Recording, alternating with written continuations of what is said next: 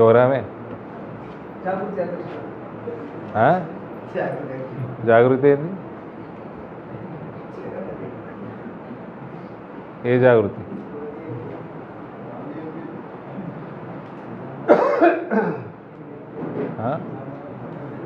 మీరు ఎందుకు పోతుర్రా ప్రెస్ మీట్లకి? మీరు ఎందుకు పోతురు ప్రెస్ మీట్లకి?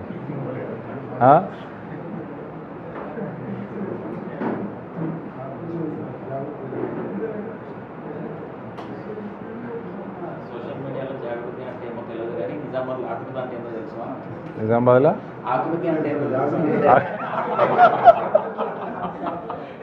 షోరూమా? నాకు కూడా అదే, నిజామాబాద్లో మా ధనపాలన్న షోరూమ్ ఆకృతి తెలుసు నాకు. వాట్ ఈస్ దిస్ జాగృతి?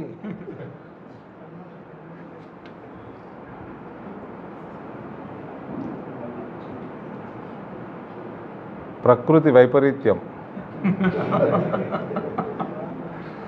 సరే ఓని కానీ మన జిల్లా కోడలని ఇంతో అంతో ఏదో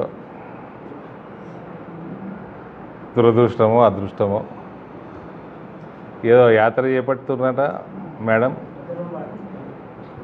యాత్ర ఎటు వెళ్తుంది యాత్ర? తిహార్ జైలుకా?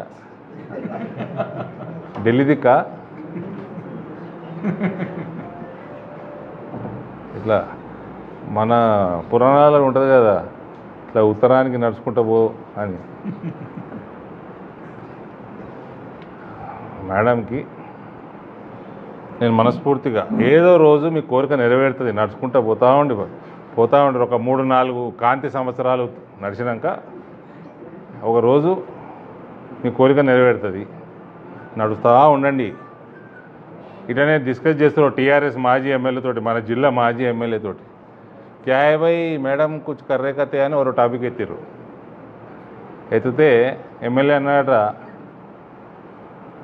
లిక్కర్ స్కామ్ చేసిన వాళ్ళకి Johnnie Walker is the inspiration, keep walking అన్నాడు.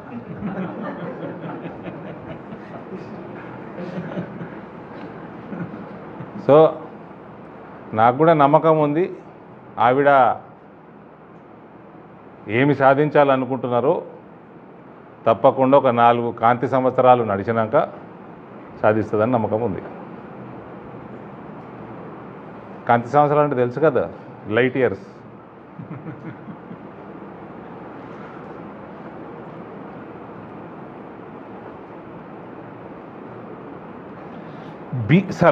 Seriousness. BC SC ST fee రీఎంబర్స్మెంట్లు ఆపింది ఎవరు? బీసీ ఎస్సీ ఎస్టీలు చదువుకుంటే వాళ్ళు బాగుపడితే జీర్ణం కాని కుటుంబం ఇది, కల్వకుంట్ల కుటుంబం. బీసీ ఎస్సీ ఎస్టీలకి కేసీఆర్ అనే దుర్మార్గుడు, కల్వకుంట్ల అన్న దుర్మార్గపు పాలన వచ్చే వరకు రీఎంబర్స్మెంట్లు వస్తుండే. I'm I right? I'm I right brother? ఎవరు ఆపిండ్రు? మీ అయ్య ఆపిండు. ఇట్లా వెనుకబడిన తరగతులు, దళితులు, ట్రైబల్స్కి మంచి ఉద్యోగాలు వస్తే జీర్ణించుకోలేని కుటుంబం మీది. గ్రూప్ 1లు గ్రూప్ 2లు మొత్తం అటకెక్కించారు మీరు. 10 సంవత్సరాలు మీ అయ్య ముఖ్యమంత్రి ఉంటే ఒక్క సంవత్సరం పరీక్షలు కాదు అయినాయా? అది మీ పాలన. ఇక నువ్వు కూడా వచ్చి నాకు చెప్తావా నేనేం చేయాలను?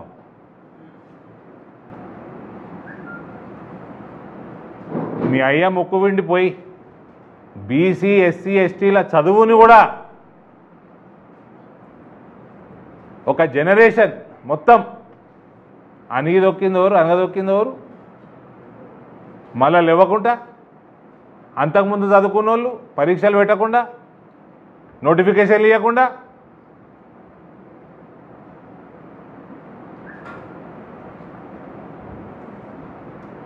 కొవ్వు బాగా మెదడుకెక్కిన కుటుంబం కాబట్టి ప్రజలు బండకేసి ఉతికిండ్రు.